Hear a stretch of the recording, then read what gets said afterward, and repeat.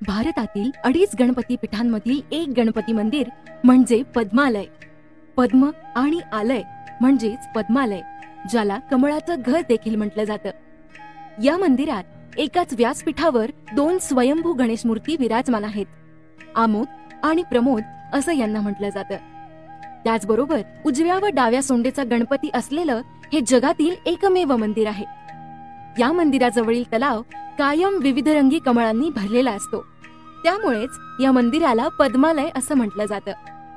या मंदिराची स्थापना श्री गोविंद महाराज यांनी केली असून महाराजांच्या समाधीजवळ 440 किलोग्राम वजनाचा एक मोठा घंटा देखील भाविकांना आकर्षित करतो.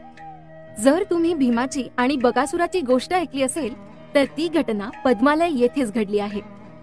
मंदिरापासून अगदी थोड्याच अंतरावर भीमकुंड हे अतिशय प्रेक्षणीय ठिकाण देखील तुम्हाला येथे बघायला मिळेल.